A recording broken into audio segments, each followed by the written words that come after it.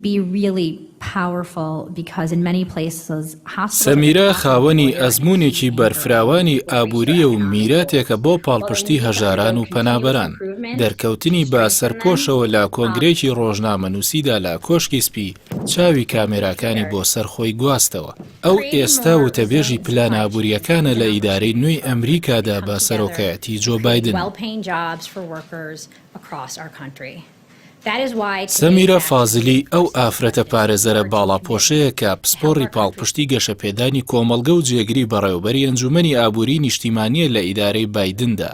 پێشتریش بەڕێوەبەری بەشداری بانکی یەدەگی فیدراڵی بووە لە ئەتڵەنتا. سەمیرە کچی محەممەد یوسف فازلی و ڕەفیقە فازلیە کە هەردووکیان پزیشک بوون و لە کشمیر و کۆچیان بۆ ویلایەتە یەکگرتووەکانی ئەمریکا کردووە. بەکالۆریۆسی لە زانستە کۆمەڵاتیەکان لە زانکۆی هاردڤارد بە پلەی باڵا و دکتۆرای لە یاسادا لە کۆلێژی ماف لە زانکۆی یەڵ بەدەست هێناوە. فازلی سەرەتاوانە بێژ بووە لە بەشی گەشەپێدانی ئابووری و کۆمەڵایەتی لە زانکۆی یەڵ و بەشداری کردووە لە دامەزراندنی بانکی دامەزراوەی دارایی بۆ گەشەپێدانی کۆمەڵگە.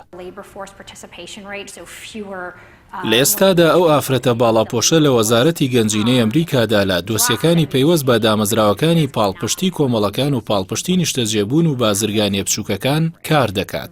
ڕاوێژکاری یەکەم و بەڕێوەبەری کارمەندانی یاریدەدەری وەزارەتی گەنجینەیە بۆ کاروباری نێودەوڵەتی. لەگەڵ ئیدارەی ئۆبامادا بە سیفەتی ڕاوێژکاری یەکەمی سیاسەت لە ئەنجومەنی ئابووری نیشتیمانی کاری کردووە. دۆسیەکانی خانەنشینی و پاراستنی بە کاربەر و گەشەپێدانی کۆمەڵگەکان و ئابووری لابووە.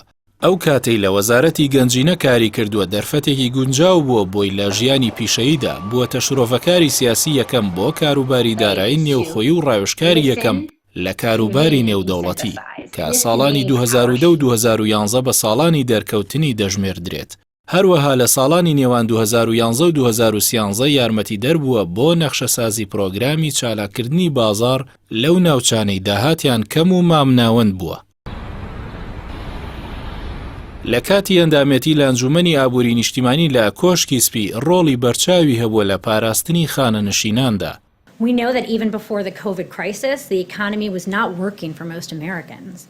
سەمیرە فازلی لەگەڵ شارەزاییە ئابووریە بەرفراوانەکەی لە بواری مافی مرۆڤیشدا جێدەستی دیارە.